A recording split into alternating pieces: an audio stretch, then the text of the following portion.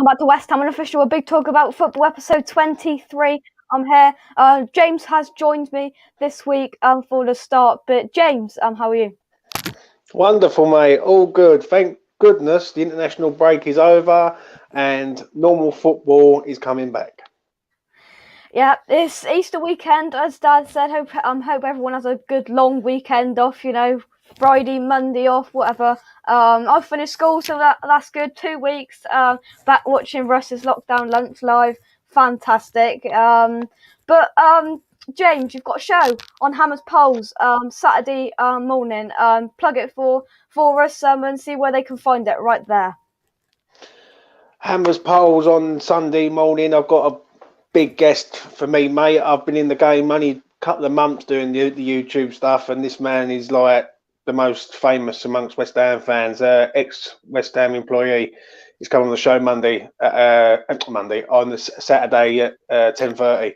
It's going to be interesting. I spoke to him in private. Seems like a really nice bloke, so I'm going to get him on and have a chat with him. See what we're going to be doing this summer regarding transfers, budget, takeovers, etc. So yeah, it's going to be interesting.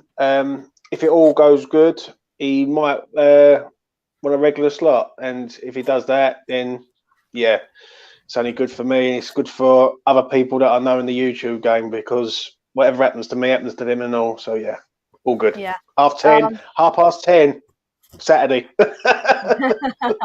Yeah. So there's the link for Saturday morning. Make sure you check that out because I know James is really looking forward to that. But as you said, it's all gone. The woes of the international break are gone. We're going to touch on it in the West Ham part later on. But it's over. We turn our attention to Wolves on, I believe, April the 4th. Big game, mate. This game, I think, decides it for us if we're Champions League contenders or we're Europa League contenders. And I think if we don't get anything, if we get a positive result from this game, going into the next game against Leicester, then we're looking like a decent team and a decent unit. Do you know what I mean? It's a big game Monday. It is, yeah. Right, I see who's in the chat. Gary's in, school's out for Easter. It is half day, 12:30 I finished today, so I rushed back, done the quiz. I mean, I got the highest score on Russ's quiz today. Scott, hope you're well. Evening, and the return of the Premier League, I know. Some people like international break, James, but I mean, we just want West Ham in this season that just keeps on giving. 100%. I think with the international break, I was nervous. Obviously, you got Souček, Kafal, Rice, Lingard, amongst others who like, and I was hoping that they don't get injured. That's the only thing, and they've seen everything seems to all be good. Obviously, Declan and Rice, 2 man and match performances. So he gets a man and match performance Monday and all. Yeah, we will get on to that because it's very, very positive. What we've seen with the whole, 3 games, 3 man of the matches for England for West Ham players. Happy days. But we've got our first guest. James, are you ready? All ready, mate. Let's go. Ollie, who is a Liverpool fan. Ollie, how are you? I'm very well, Jake. How are you, mate? Yeah, not too bad. So. Liverpool then, the international break is over, thank God. We turn our attention to the Premier League then. Arsenal next for you, big game. Thoughts for that? Very good game, yeah. Not that Arsenal are doing great this season, but you never know. They are still a very big team with very big players, so it could be a difficult game. It's not going to be easy. I think it's a game that we do really need to bounce back from, to get our chances of getting in the top 4. It would be a really good game for us to get 3 points. Let's just hope we can do it. Yeah, should be a good one. Yeah. Looking forward to it. Yeah. James, in that second half, we learnt the hard way that there's still against Arsenal, that there's still a lot of quality in that side with Lacazette. And then players, and Saka wasn't even there. They are a threat, but they just something's just not quite right there this season. Eldegaard, mate, top quality.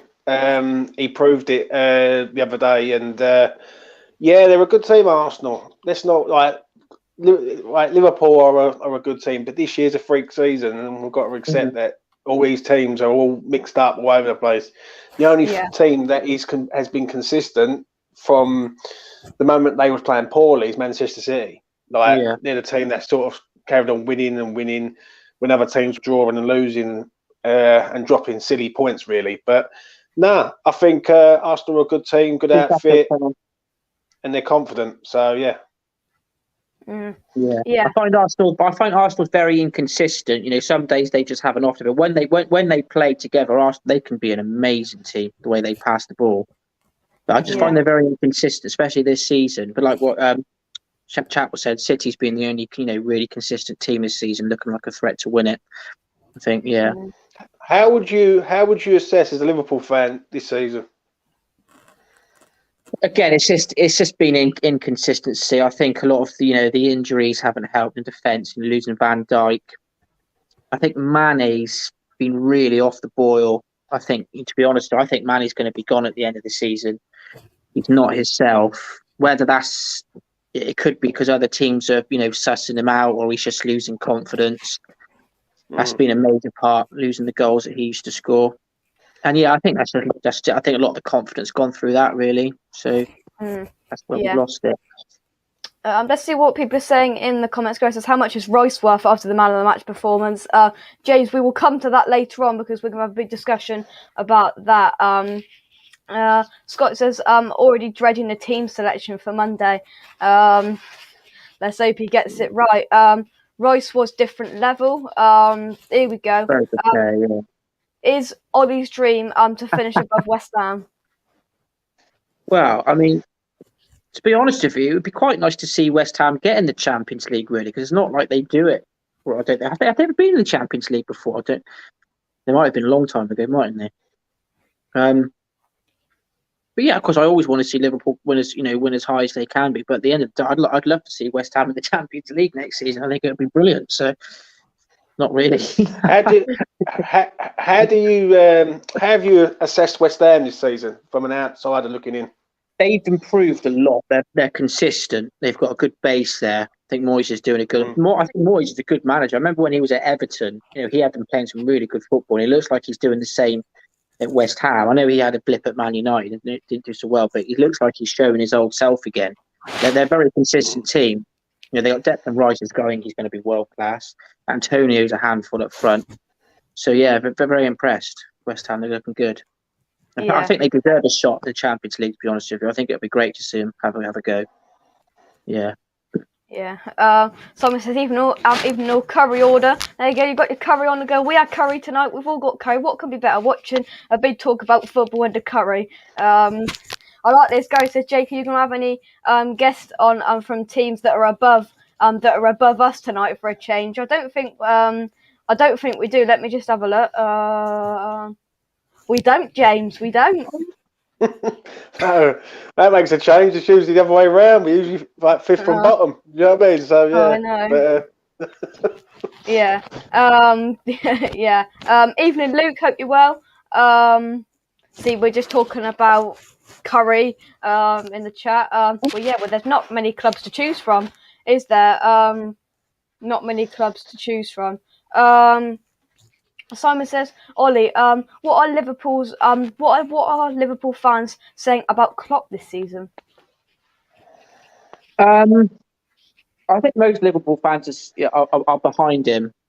I've heard some rumours saying that they want, there's people think it's his time's up at the end of that. But most Liverpool fans I spoke with, especially on Facebook, saying that's ridiculous. He said he's one of the best managers in the world.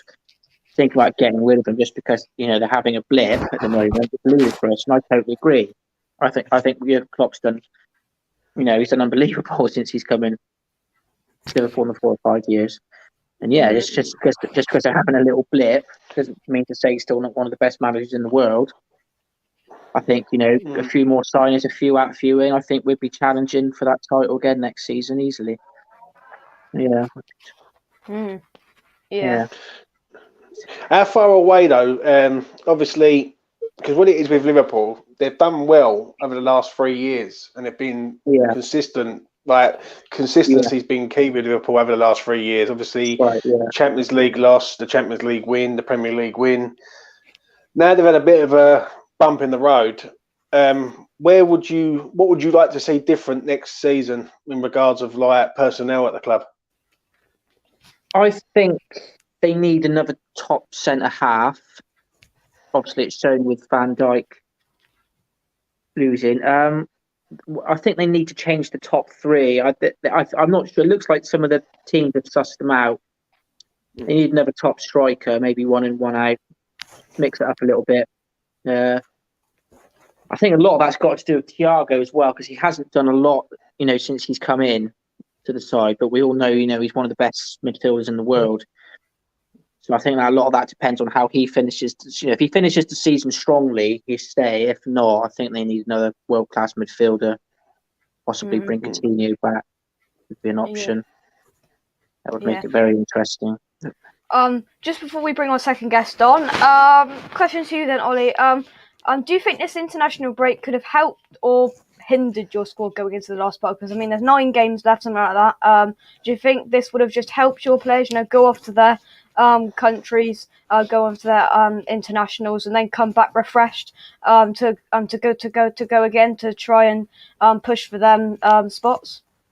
Yeah, totally. Especially for Liverpool, I think we've needed a break. We definitely need a break. Liverpool have, because like you said, we've not been playing great.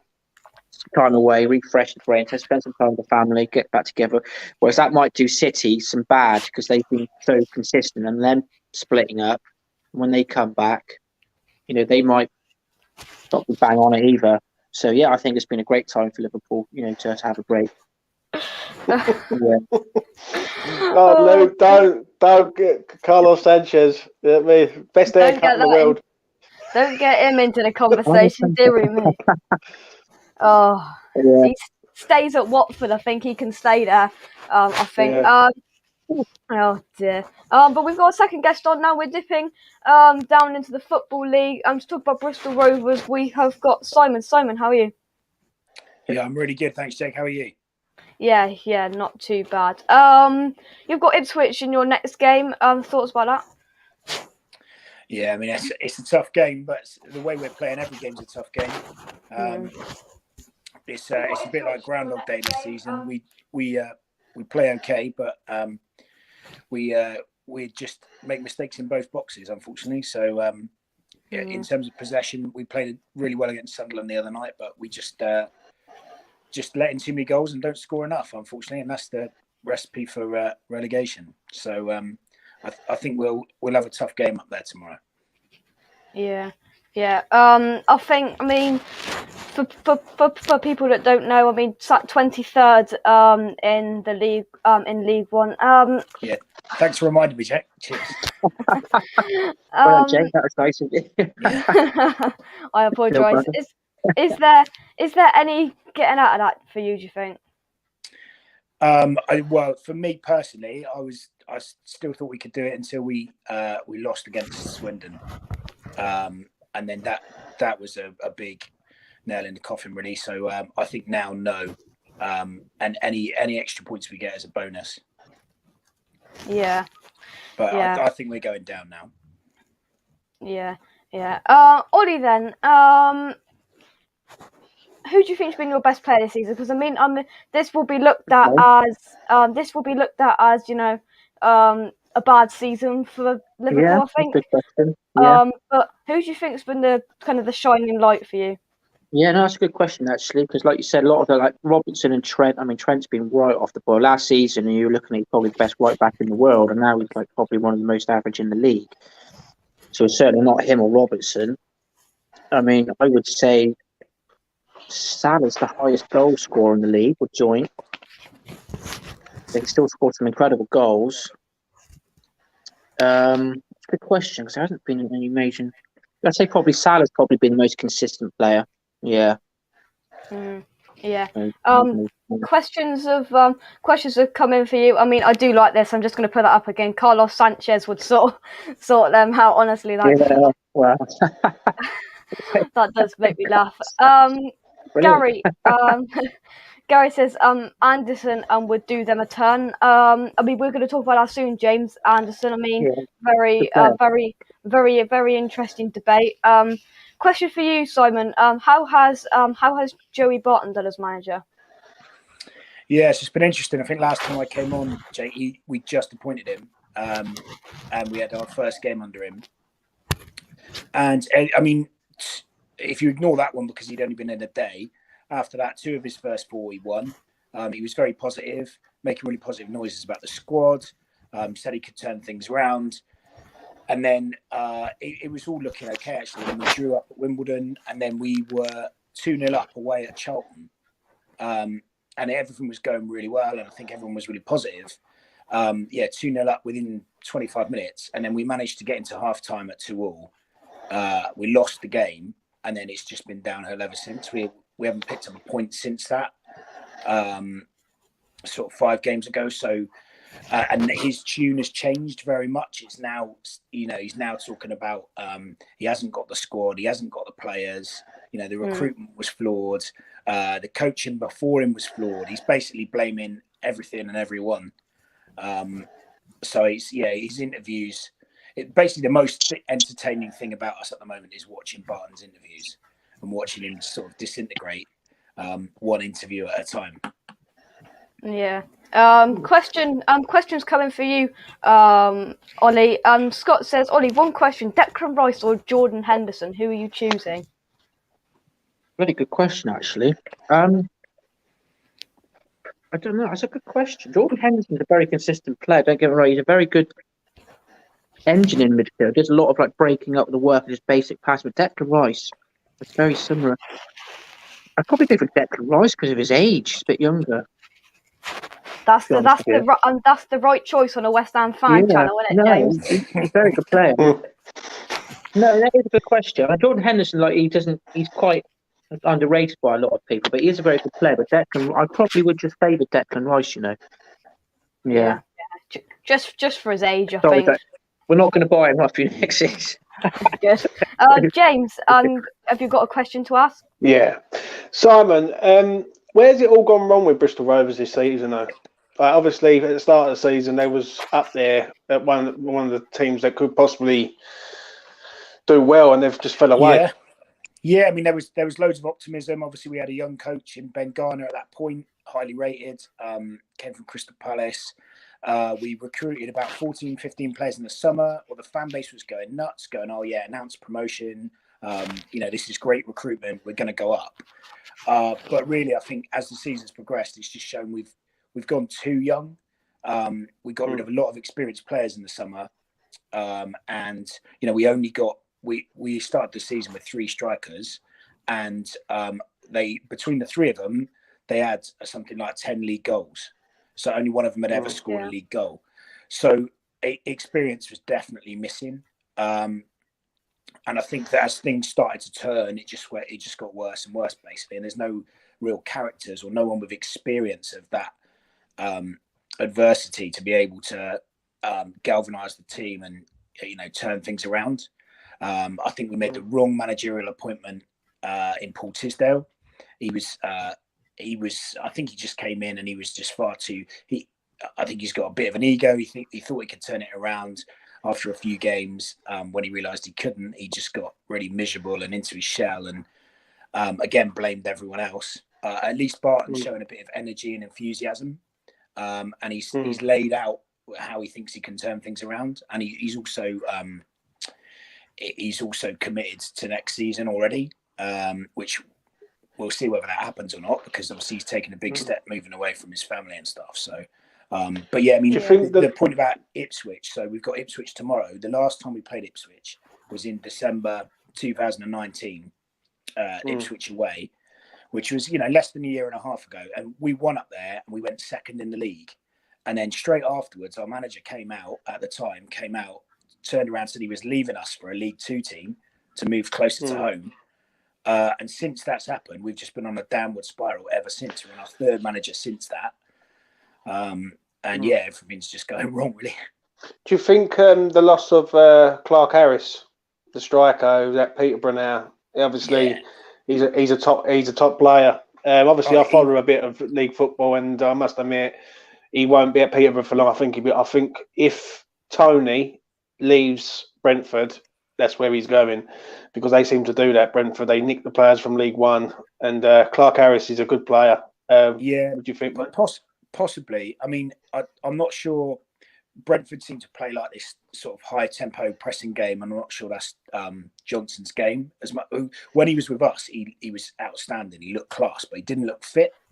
And I think that's why we hung on to him in the January, because I don't think he was fit. And then he went in the summer because a club could obviously spend a bit of time, make sure that he was, up to their fitness standards.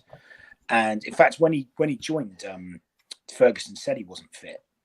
He didn't have enough match fitness. He had too much weight on him. But yeah, he's a great player. He scores all types of goals. He's really strong. I think he'll do really well in the Championship, and I think he probably will go somewhere.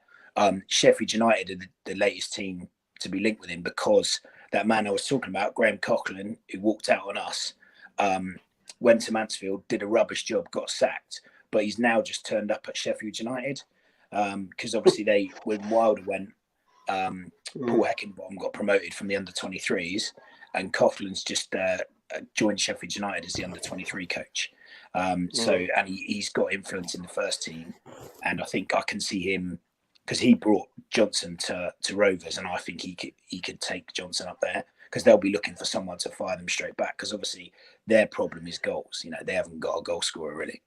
Their move for Brewster backfired. Yeah. So.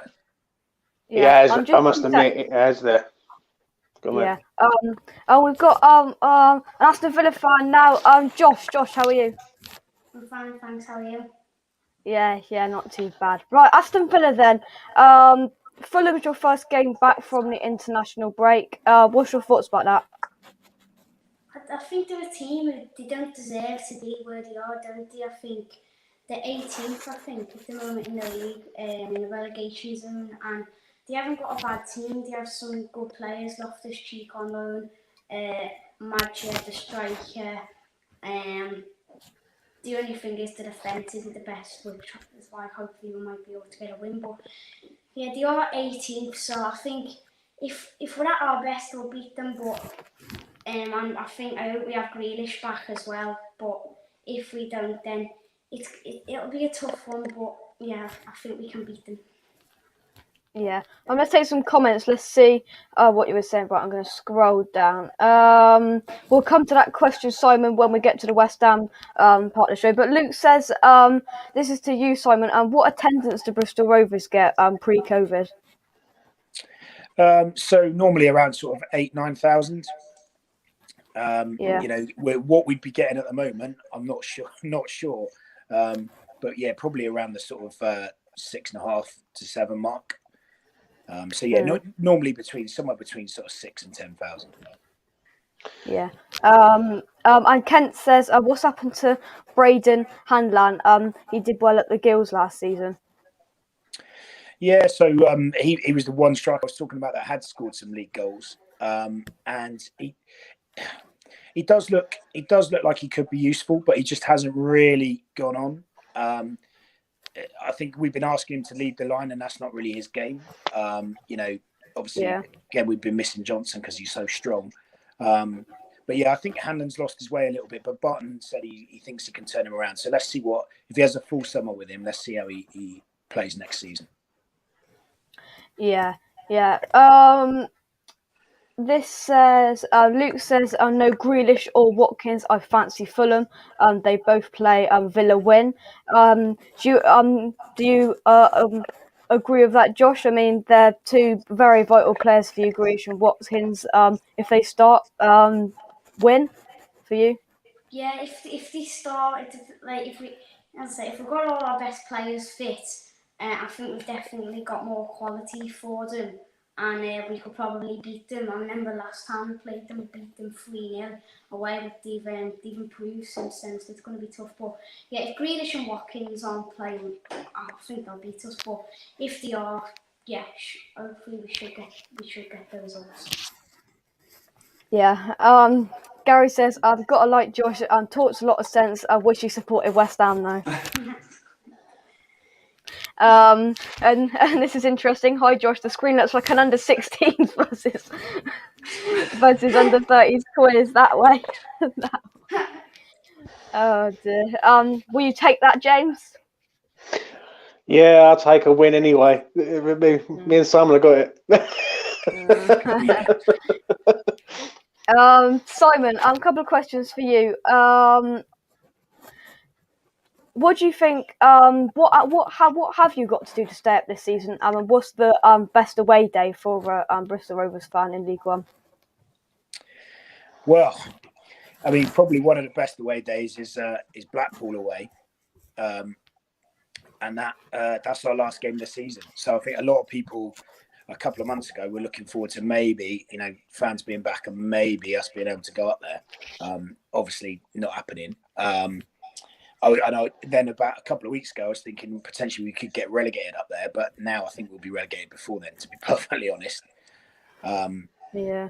So yeah, I mean, I think from here on in, we've got to win another 5 games probably, which is going to be very, very difficult because we've only got 2 of the bottom half to play.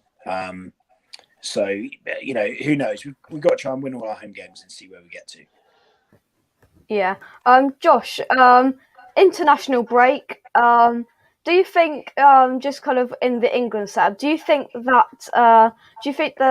Konsa do you think he deserved to get in the England setup and perhaps over Mings?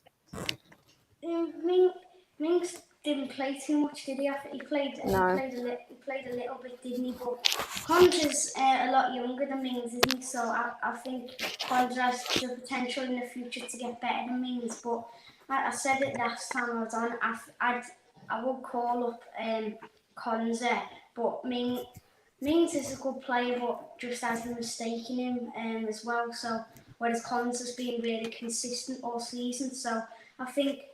Yeah, I'd probably say Konsa's our best defender now. So it'll be a tough choice, but if I have to choose between them of who to call up for England, I'd probably choose Konsa. But I think Southgate will choose Mings because that's who he's chose for the last few international breaks, and he's one of the only left, if not our only left-footed centre half that we have. So I think. Yeah.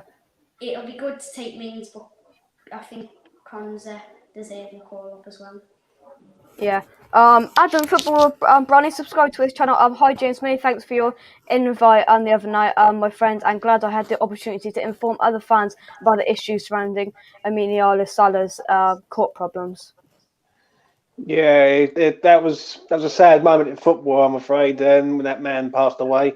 And I'll be honest with you, when I spoke to Brownie about that, when I will never forget that game that they had, Cardiff versus Bournemouth, and they were singing the song around the ground for him. Do you know what I mean? And sometimes in life, there's bigger things in the world that's happening. Do you know what I mean? And yeah, total respect to Brownie, top class lad. Yeah, and Gatesy's in as well. Your other half, shall I say, will be with us very, very shortly, and his other half is shaking his head and going like that at me. We will get his thoughts on that very, very shortly. Just last couple of questions before I let you guys go. Simon, quick fire. If you do get relegated down into League Two, do you think you've got it in you to get straight back up? Potentially, not with the squad we got at the moment, but I think they're already looking at rebuilding in the summer, and if we keep Joey Barton, then yeah, maybe. Yeah. And Josh, just to finish off with you then, what have Villa got to do perhaps next season to push on, to try and, push forward and perhaps kind of try and sneak into a European spot? I think we've got to do the same as last summer. Just bring in, spend 100 million on over 10 players like we did when we first came up and nearly going down. Just do what we did last summer. Bring in 4 or 5 quality players to just improve the squad. And if we keep doing that every year, we'll only get better, and maybe one day we'll be back where we used to be in Europe. But I think. Yeah, this summer the main thing is keeping hold of Grealish, but we've got to try and bring in more quality as well, because I've said it before, the defence I think is good enough to play in Europe. Midfield definitely needs improving. Watkins, I keep him long term, and just got to keep hold of Grealish as well. But in the summer, strengthen the wide area and the midfield, and then maybe next season we could sneak into Europe. But this season, I'll take top 10 now. Yeah. Scott asked this question earlier. Josh, if Ben Rama was at Villa, would he be a regular starter? Good question, because our wingers are all. It's a tough one with our wingers, because 1 minute they'll have a game like a world beater, and then the next minute they'll be playing like they're not even Premier League quality. Whereas Ben Rama, although he hasn't scored for you yet, has he? I don't think, but maybe one, or he hasn't scored. No, he hasn't. No. He's a good player, and he does it every game. He does it consistently. Like, he's a tricky winger. He can beat his man, gets a few assists. So he'd probably get in front of Trezeguet and Traore, because if he adds a few more goals to his game, Ben Rama will be a brilliant player. But yeah, he'd probably get in our team now. I know we were linked with him in the summer, because the wingers are quite poor. But yeah, I'd say get in our team. Yeah. James, the floor is yours. Last question, and we will move on to West Ham. I just want to ask both the lads what England players stood out for them in the last 3 games. I'll start off with Josh. What players sort of stood out? What ones did you think done well? And yeah, I thought Declan Rice did quite well. Again, I've used this word quite a bit, but he did it consistently and didn't make mistakes. Just kept winning the ball back in the midfield with some good interceptions, and that's all you want from a player sometimes. It's not all about getting goals, assists, beating your man, just being tight defensively, simple passes, intercepts, tackling, and that's the type of play Declan Rice is. So yeah, Declan Rice and Mason Mount did quite well as well, too, and Harry Kane scored 2 goals as well against Albania and the penalty against Poland. So yeah, probably them 3 were the ones that stood out, Mount, Rice and Kane. Glad you got Rice in there. That's got another point for the people in the chat. You've got Rice in there. And quickfire Simon, one player that you thought did well. Phil Foden. He'd start for me every time. Interesting. Guys, Josh and Simon, thank you very much for joining me. We're now going to go into the Canning Town then advert, but James has the pleasure of joining me for the West Ham part of the show to talk about a proper club, James. Yeah, 5th in the league. Let's go. Let's get on with it, boy.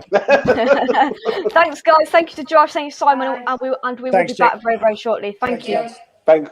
Canning Town Len is your best place to buy custom portraits that you can buy on the internet. Canning Town Len does animated portraits like this one he did for me up here. They're absolutely fantastic, and I couldn't recommend them enough. So just some ones that he did for me. I've got this one here outside the London Stadium. I mean, it looks just like me, really. The best possible kind of animated portrait, kind of animated cartoon kind of picture I could hope for, really. They're absolutely amazing, and they are so realistic, look exactly like me, and they are very good to buy. So make sure you do click the link in the description down below to buy a portrait from Canning Town Len. I'd highly recommend them. Click the link in the description down below. He does animated portraits, non-West Ham related, West Ham related, lots of different backgrounds, any shirt, any background. You can basically customize it to your absolute kind of needs and what you exactly want. So click the link in the description down below to check out Canning Town Len. Come on, your irons. And let's talk about a proper club. Firstly, we've got Duke. I've said that very, very particularly there. There you go. And it's Gates's I don't know what to say. Gates's partner in crime over at Forge from Iron. But how are you, Duke? I'm very well, young man. Yourself? Yeah, not too bad. And we are also joined by the birth of Duke, not Duke, with Katie from America. Hello, Katie. How are you? Hi, Jake. I'm good. How are you? Yeah, not too bad. Right, let's get started then. I've got a few things wrote down, and we're going to discuss them, and then we'll see what you guys are saying in the chat. It's come out in the last week about Jesse Lingard and returning to Man United and all of that. And this has come out. I'm going to put it up. Jesse Lingard will only return to Man United, permitting he's offered regular football, reports have claimed. James, I'm going to put that to you. Thoughts on that? I don't think he goes back there, mate. If I'm honest, I really don't. I think that ship has well and truly sailed. The problem is, Man United are trying their best to get the value on the player that is undervalued at the minute. Like he's like £20 million for Jesse Lingard. If he's got a 3-year contract, that's 40 million, 45 million at best. And Man United are backtracking fast because they've sodded it up big time. So I don't think it'll happen. I really don't. There is my girlfriend in the chat there. I just see that. And it's her birthday the weekend, Saturday. So just give her a quick happy birthday the weekend. Happy birthday. Do you know what I mean? So, but as I say, with Lingard, I don't think it'll happen. I think basically this summer, our owners have got to pay the money and get this man at the club. Yeah. Duke, just before, I don't think you can see the comments because I forgot to turn them back on from the quiz. Can you see them, Duke? Yeah. I've got you on my phone down just underneath the underneath my laptop. He's all prepared. Listen, he's all prepared. I'm not talking to him. It's not happening. I'm not best pleased with Mr. Gates. I told you, transfer. I'm getting a transfer out. I'm done. Who are you going to? Anywhere that's not false from iron with him. I'm going to take the name with me as well. So I keep trying to get you on my show and you don't want to know, Duke. I'm coming over to you. That's it. We're done. Let's get it sorted. Let's get it done. Oh, dear. Well, Gatesy does it. Our 49 silver medalist. Shame he lost 8-2 to the champion. Yes, we can read, Jake. Thank you. You haven't got to read it out. Oh, dear. But Duke, thoughts on that done there?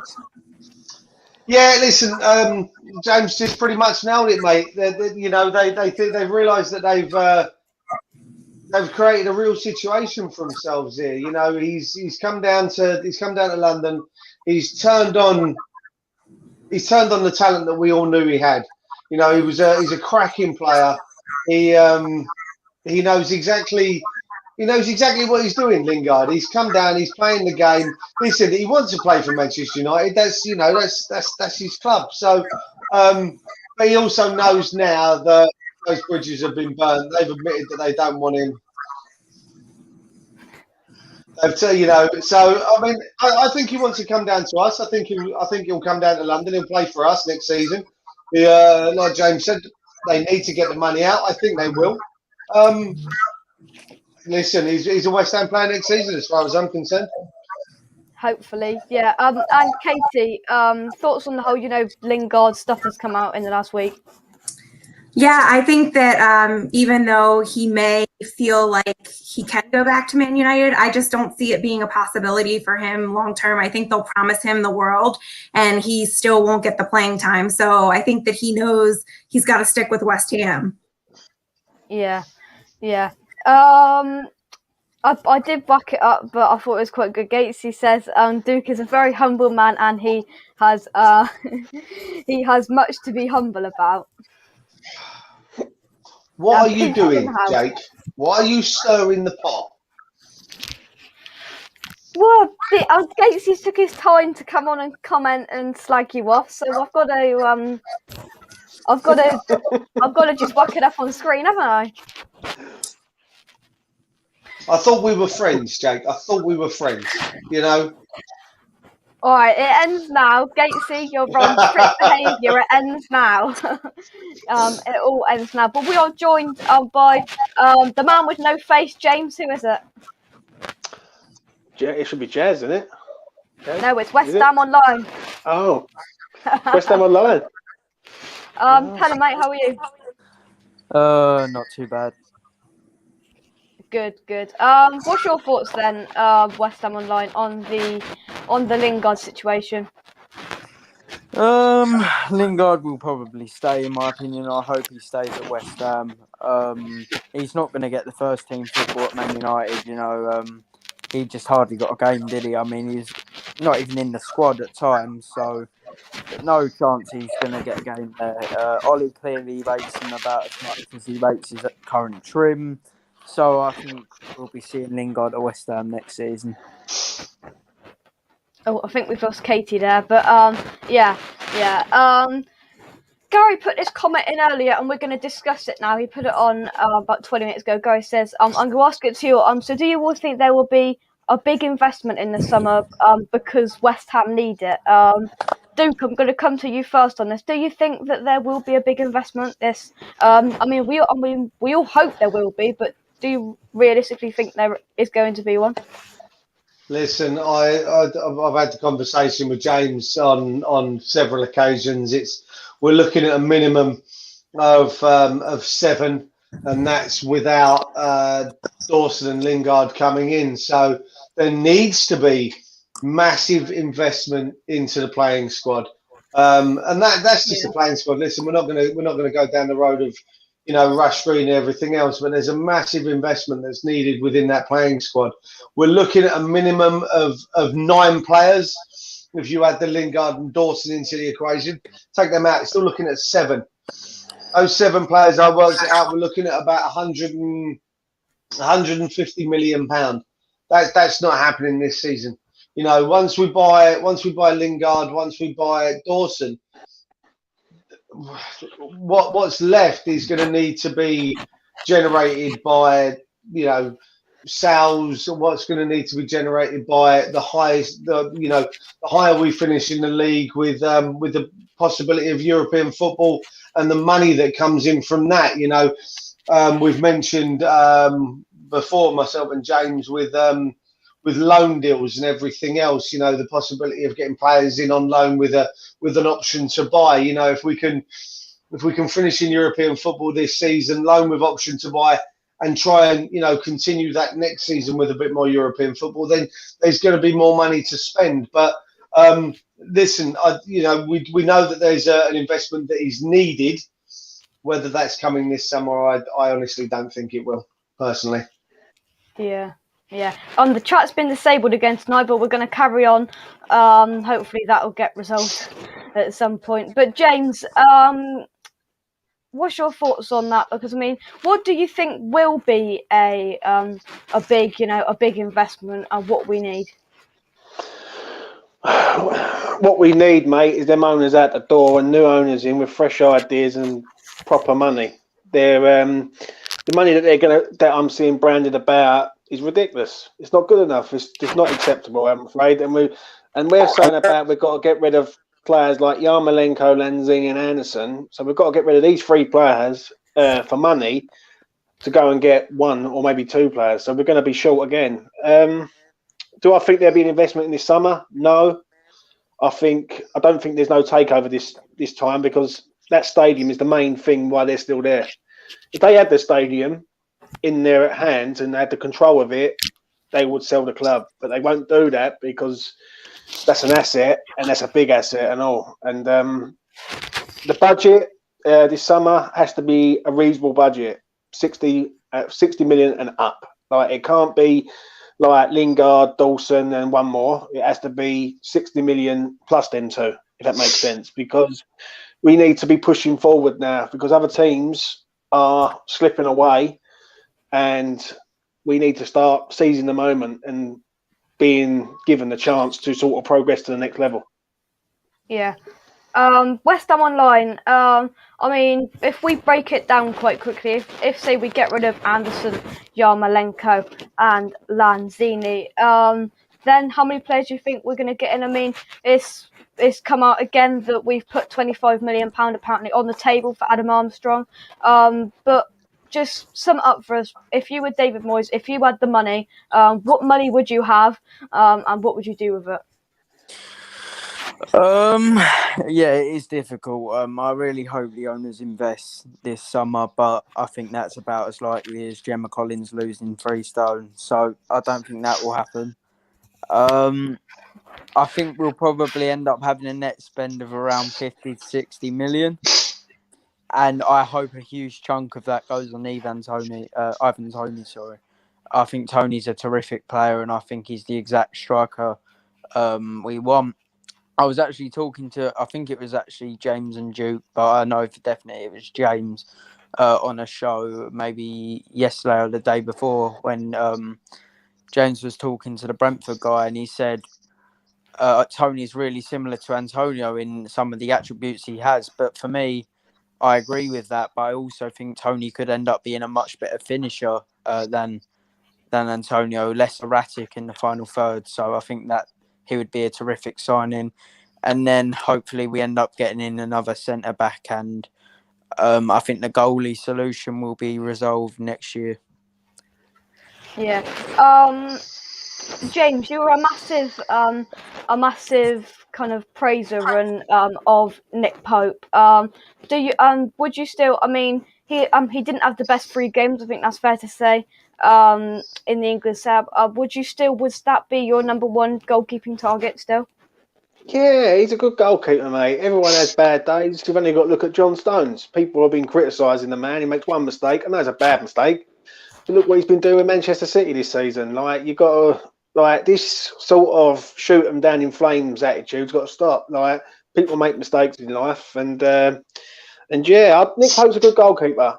And if we want to look up, we need to start buying potential world-class players and not have just players that are sort of 2 or 3 year merchants, because I'm not going to knock Fab. Fab's been a good servant. He come to us. He's done well, but we need to start looking at players like the Brentford model, for instance. Now, what West Ham Online said is bang on. I had a Brentford fan on the other day, and when you look at their team and you do go through their team, some of the talent that they've got, and they've made themselves from like teams like Walsall and like Arsenal. There's an Arsenal player in there who was released on a free because he wasn't good enough at Arsenal, De Silva. And obviously you've got other players like Tony who they've bought. They seem to buy well from lower leagues, turn these players into gems. And even he said, they've got 2 players representing Denmark. They've got another player representing Finland. They've got Ivan Toney. They've got Rico Henry. They've got Brian. I can't even pronounce his surname, but I let West Ham Online do it. Right, that's it. And you know what I'm saying? So they've got talent all across their front line. And I'll be honest with you, I fear for Brentford this year, because if they don't go up, I think half of them are out the door. Yeah, it could be. If we could move on from that, because I mean transfers. I mean there's one more story, but transfers. I mean we're months away from the window being open, but the last one that I've got wrote down. We discussed it on another show briefly, but reports claim Aaron Ramsey is keen to join West Ham. Now, just before we get to that, West Ham Online just 5 minutes ago just dropped a Gemma Collins joke in there, and he hadn't done one for a while, so we thought he'd just make sure that everything's all right with that. Yeah. I return the joke. There you go. Duke, I'm going to come to you first on this. Aaron Ramsey, thoughts?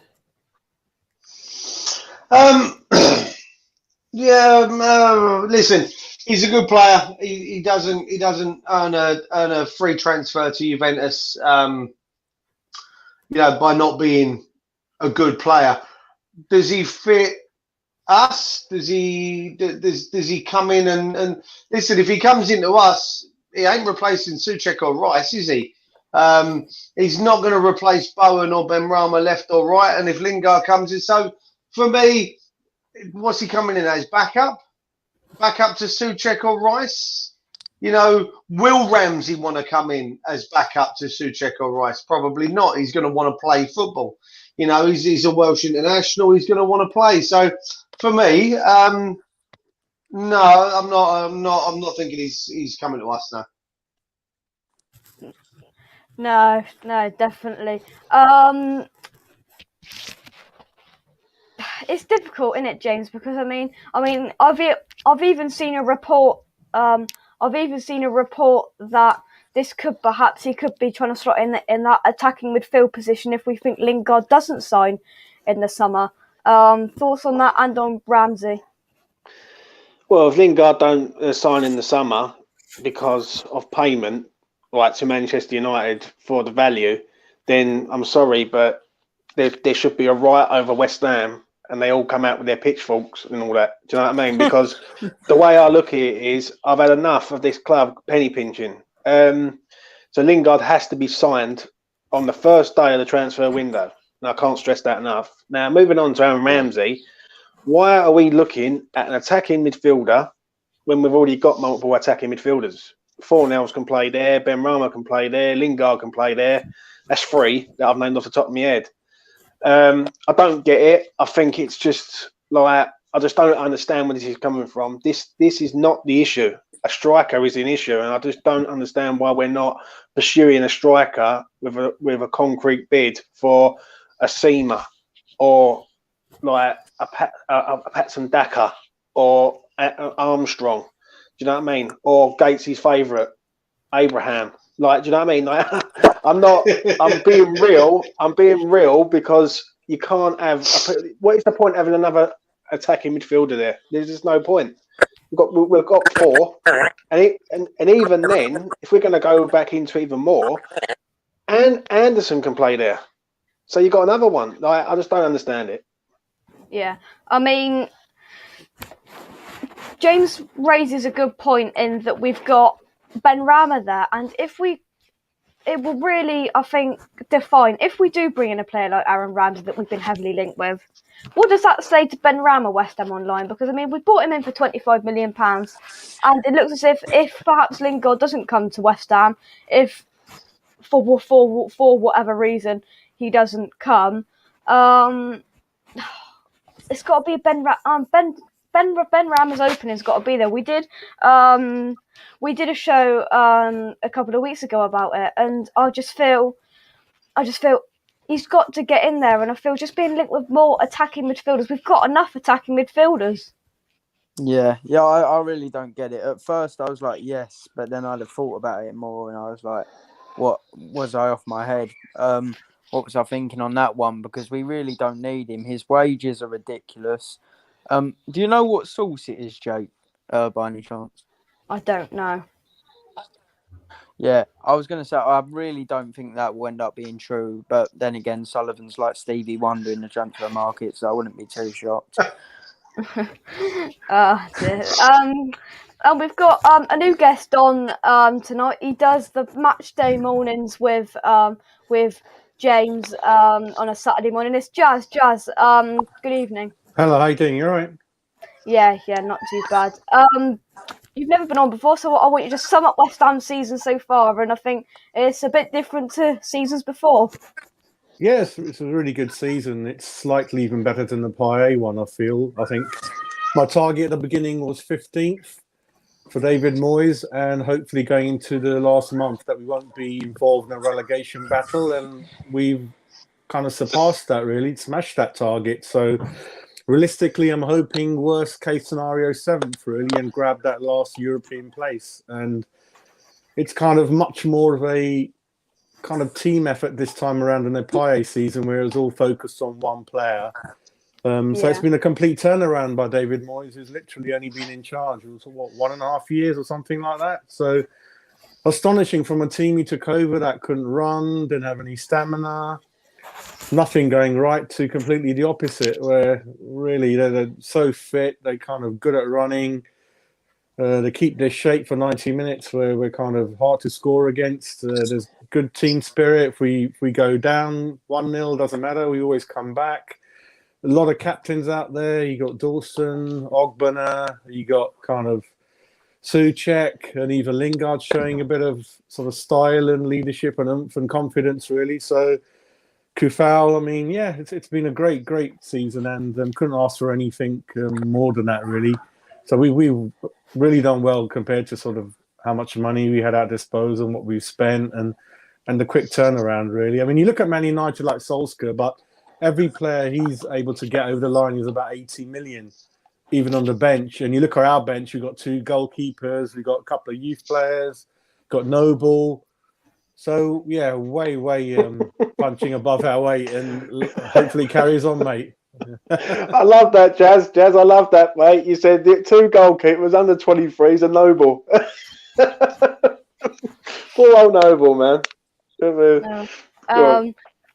But I mean, what Moyes has done, he came in at the end of December 2019. In his first game, I think we all remember the 4-0 beating of Bournemouth. I was there, and I thought, I mean, a bit of a dip, but now we've come back this season, Duke, of what he's doing. I mean, just off subject a bit, nobody predicted it. Nobody even thought about it. Listen, when we first got him in the first time round, I was buzzing for the possibility of it becoming maybe a Everton season. I must admit, I sat down and I had conversations left, right, and centre. Just I hope he does with us what he did with Everton. That constant top 6 push every season. That for us was a massive step when he first came in the first time around. That was a huge step for us. So I was kind of hoping that we'd managed to he would have stayed on. He didn't. They decided to replace him. He's now come back and he's getting down to that work. He's getting down to making those changes. Jazz touched on it then. He came in and the guys were incredibly unfit. They weren't running. You look at us now, we're up there with the most distance covered on average across the course of the season. So, he's inputted that. And it's not just him. Let's be fair, it's the other backroom staff as well. You've got Pearce, you've got Nolan in there. Those guys have worked absolute wonders with this playing squad. And Nevin, yeah. So, listen, if he continues this now and continues taking us around the base of his old Everton model, with including, the kind of the scouting network and the pushing us forward for that top 6 every season. I'll take that. I'll take that all day long, Jake. Yeah, completely. I think it's just what he's done is just, I mean, as you said, after Pellegrini, I think we weren't good at all, and he's just completely gone completely off it, and nobody predicted it, and he's done it, and fair play, and let's hope he can continue it. But Jazz, we've also talked about Lingard tonight. Will he return to Man United? All of that stuff. What do you think about that? The contracts and all of that. Will he? Do you think that's in his mind of perhaps going back to United? No, I think there's a good chance he'll join us. I think he's done well. He's fitted in straight away. There's good chemistry between him and Rice and some of the other players. The only worry is if we don't get into Europe, then I think Leicester City has certainly thrown their name into the hat and interested in him. That's the only worry. And when you look at the league table, it's very, very, very tight, and Lingard was a great signing, but I do feel we should have bought 2 more bodies over the line in January. And then I feel we would have been above Leicester in the table. I really feel that if we had a good striker, because Antonio, it's taken him time to get back to fitness this time around, and he looks okay now. But there's a good set of games where he wasn't around, or certainly not firing on all cylinders. And I still don't think he's a striker. I think he's obviously been forced into being one. He's not guile enough. He's not clever enough. And we saw a couple of the chances he missed against sort of Arsenal. So I think it's a fine line, and we really, I think the board have taken a huge risk by not bringing more people in January. And let's see who was right at the end, but it's ever so close. And look at the teams up to 9th and even up to 3rd. It's 1 or 2 points you're talking about, and goal difference as well. So Lingard, I think, hopefully we finish European place, and I think he should be coming to us really, subject to agree with the fee. Yeah. Yeah. We'll have a bit of an international roundup now. When James has start with you. Our players haven't done bad. Souček, hat-trick versus Estonia in 16 minutes. 3 England games, 3 West Ham man of the matches. We haven't done bad, James, have we? Nah, done well, mate. Done well. He's been top class, Souček, and amongst others. It's a big thing there. It's a big thing because what it is, these players are showing their quality in an international stage, and people are starting to sit up and go, you know what, Souček's a very, very good player, and Declan Rice, 2 man of match appearances, another very, very good player. So it's a bit of an issue because when I'm hearing reports of certain figures being bandied about, like 60 million, 70 million, 40 million for these players, I don't know whether that's to laugh at or take offence to it because these players are worth a lot more than that. Do you know what I mean? So, yeah, Souček's been top class, mate. That hat-trick he got against Estonia was good. It was good, but it's all about West Ham now. Yeah. Duke, I mean, we've done well. Let's just cancel on the England. I mean, Lingard got the man of the match in the first game. Declan Rice has got back-to-back man of the matches in the games against Albania and Poland. Firstly, I mean, I saw your little 10-minute rant about the England game last night. Sum that 10 up minutes. sum that up and what do you think of our players in the international break? Listen, it sounds it sounds a bit cliche, but we know what to expect from our players when they play, international duty or not. You know, Rice has gone out there, and can any of us here sit here and go, we didn't expect him, or we wasn't expecting him to put in a man and match performance? Of course we were. Of course we were. Same with Souček, Soufal, you know, any of our boys on international duty. We watch these guys week in, week out. We know exactly what they're capable of. Was I surprised that Lingard got about a 67-second run out yesterday? Absolutely fuming. Kid should have been on half hour to go. You know, he's more than capable of running at teams. He would have absolutely tore that Polish side apart in that last 20 minutes or so yesterday. But this is nothing new for us, Jake. You know, we know what our players can do when they perform. And yeah, Souček's hat trick. You know, Lingard's man of the match, Rice's double, you know, man of the matches that he got over that. Listen, am I surprised? No, because I know what they're capable of. I just hope now that I hope other people sit up and take notice of how good they are, but not club chairmen that want to come in and try and whip them out the door, you know? Yeah, I think that's a classic West Ham thing to say. You know, notice that he's good, but just stay away. Leave him alone. Yeah. Yeah, just leave him with us. But West Ham on loan, we've had a lot of players out on international duty. And they haven't done half bad, have they? No, I think they'll all be coming back to the club with full confidence, and like they should be, as you said. 3 West Ham man the matches in a row playing for England. I don't think that's ever happened before. So that's quite outstanding, really. And I thought Declan Rice was terrific yesterday. And I think with Harry Kane, he'll probably be the first name on the team sheet in Euro 2020 / 21, whatever you want to call it. So yeah, they should all be confident. The only one who didn't impress me, and I watched all their games, was Ben Rama in the Algeria game. Was a tiny bit off it, but nothing to really cry about. But overall, they played really well. As you said, Souček got that hat trick, and yeah, completely happy with everyone. I think apart from, as you said, Gareth Southgate yesterday, subbing Lingard on with 67 seconds to go. Unless he had a broken stopwatch, I'm not sure what happened there because it was Gareth looking dead for a Moyes. good one. Yeah, no, I think. Do you know Southgate really does remind me of the international Ole Gunnar Solskjaer with some of the decisions he makes. Like he gets the results like Solskjaer does, but my God, the decisions are confusing to say the least. It's like Lewis Hamilton swapping his career in Formula One to work down Tesco's, and it ends up being a massive payday. It doesn't make sense, but it's what works, I suppose. Yeah. Jazz, just to kind of just to draw in on Soufal and Souček. I mean, they got one of everything in their international break: a draw, a loss, and a win. I mean, Souček, he's been given the captain's armband in the Czech Republic. He's just he just continues to just do what he likes, eat his potato salad, and just completely rolls on and shows everybody how good he is.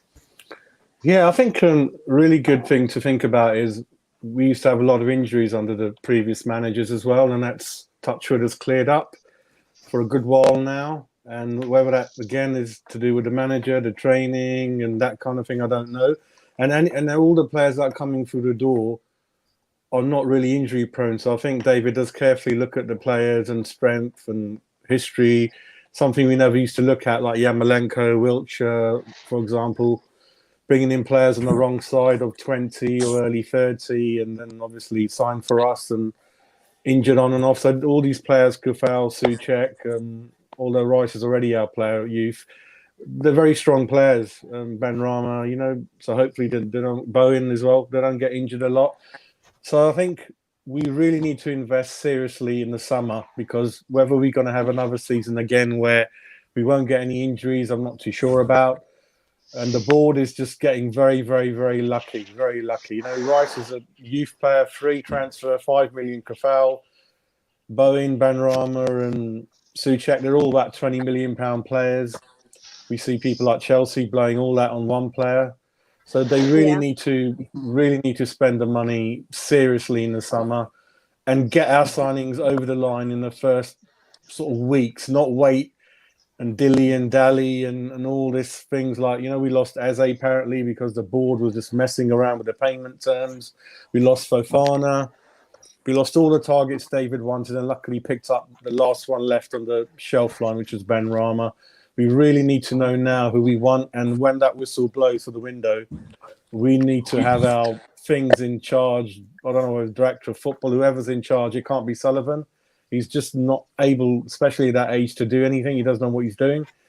So, yeah, we need to seriously make sure this is not a fluky season. I'm sure it's not. But we need to keep the players happy, because people like Souček, Rice want to see who's coming through the door. And there will be players, top clubs in Europe, looking at our players, especially on the international scene. And to kind of sort of keep them away, we need to tell the players we're serious about where we want to go with this team. And this chance and this crop of players only comes around like every 15 years to a club like West Ham. We lost a chance on the Rio Ferdinand Carrick era. We didn't build on the 86 season. And this has come round. It doesn't come round that often. We can see their foundation is there for something special. It's not only about one season. It's about the seasons coming up that we can win something, get into Europe. So I'll be watching this summer transfer window very carefully, and I'm not going to be happy if we don't do something really good, really. Yeah. James, Jazz makes a really good point that the board have had a lot of luck. And do you think if they continue to ride their luck like this, do you think that it will run out? And I mean, I don't think it would be a West Ham transfer window without any dilly dallying about, James, would there? I mean, they've been lucky in the recruitment, because all the signings have all worked at the right times. Souček, Bowen, Benrahma, amongst a few, Dawson. So they've all worked at the right times, basically. The problem is now, and there's Jazz, and I agree with Jazz. Like, Jazz is a good friend, and I agree with him wholeheartedly on this one. This summer decides the season and decides many seasons for us, because it's either build or are they going to asset strip our club away before they flog it. Now, at the end of the day, things have to be set in place. Jesse Lingard needs to be signed. Needs to be the first day of the window. I want to see an announcement that he's signed. I don't want to see any hesitation or hold up over payment. You know what they want. You've seen what he brings to the club. And if you sign him, he brings others with him. People will want to come and play with him and Declan Rice and Thomas Souček, etc. So this is important this summer, and I've said it to Jake, and me and you have spoke, Jake, and I spoke with Gates, and I've spoke to all the boys here, that this summer defines us as a club, because there's a lot of teams like Everton who are going to get stronger. They're going to move into a new ground soon. They've got the financial backing. Aston Villa or another team who, right where they are now, but they won't be there next year. They'll be up, wanting to push up. And obviously the Arsenals and the Leicesters and all that are all looking for European football as much as we are. So it's important. It is important, this window. And I don't want to see no dilly-dally now. It's not the time. We've seen it before. We've lost good targets because of them mucking about in the window, and they have to make sure that they are signed on that day. And if we do sign Lingard, we do sign Dawson, I still think and I still believe we need another 2 to 3 players at least, like to have any threat of doing anything. Like, and that's not even with Europe, if I'm honest, because the bench proves it in the last 2 games when you've got 2 goalkeepers and 4 under 23s on there. Yeah. There's 9 games left of the season, and Duke, I'm going to come to you first. And this is where, the football's coming back, and we all need a reminder of of where we are. We're still 5th. I can announce 2 points off Chelsea in 4th. Now 9 games to go. Duke, what do we realistically need to be doing points wise to try? I don't think that we're going to get into that 4th spot personally, but if we've got any chance, what points are we looking at? Because there's 9 games to go, so that means there's 27 points up for grabs. Quick maths. How many points do you think that we need?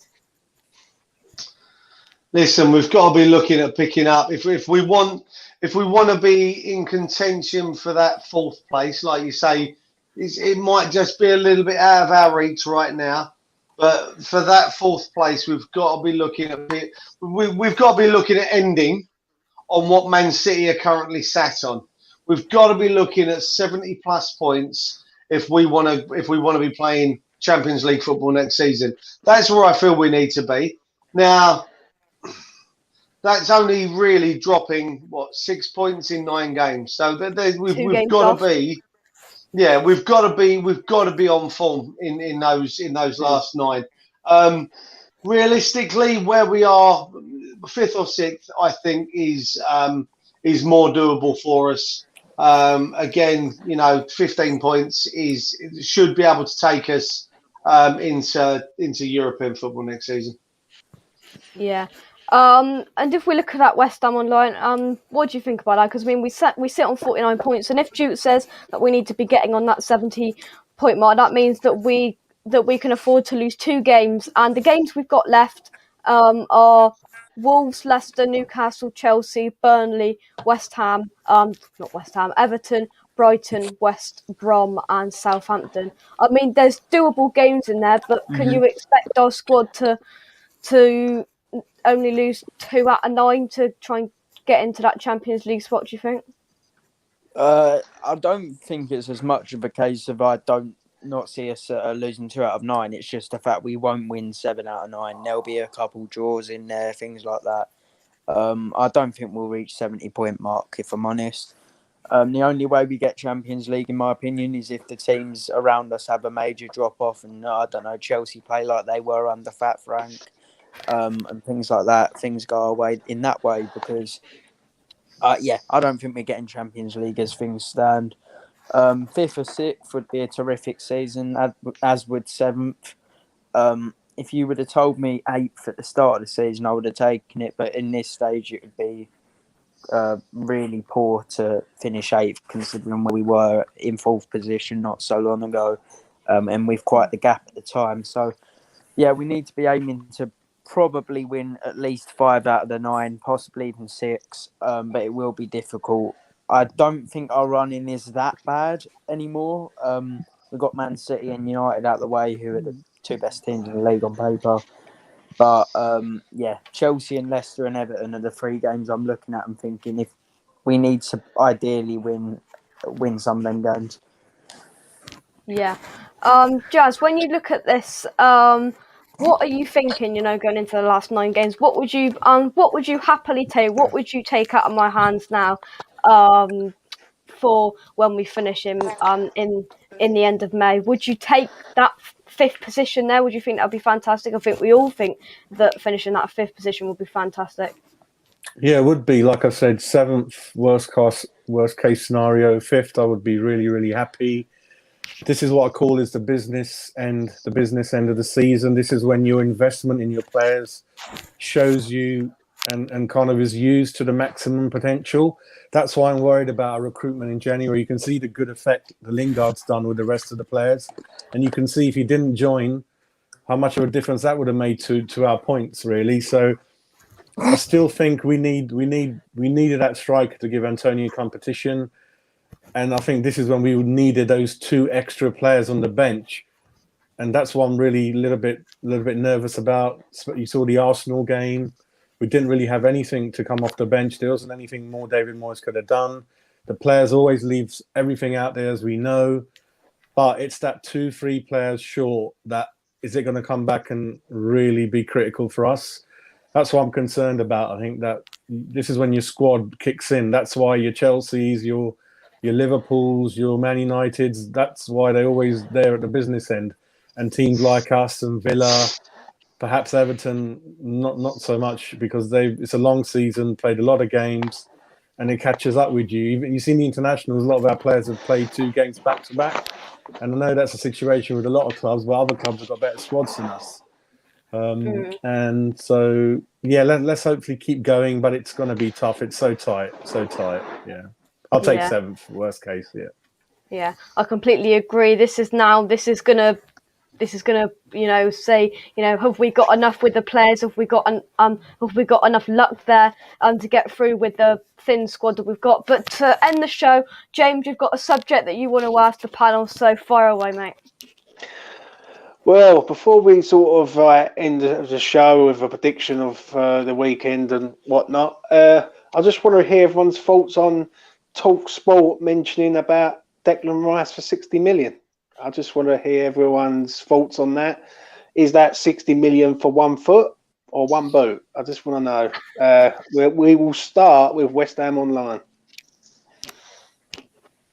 if he's there. Which he's sorry not. About that. Talk Sport, I don't know what Talk Sport are on about with that, James. I think they were talking about his ear, possibly 60 million, because you certainly aren't getting Declan Rice for 60 million. Maybe they're talking about literal rice with their Indian takeaways, but I'm not sure. 60 million, no. Talk Sport, get some new people on there because that is clueless from you. I think it was Troy Deeney who said it, and I'm not surprised if I'm honest. The guy has less football knowledge than my radiator.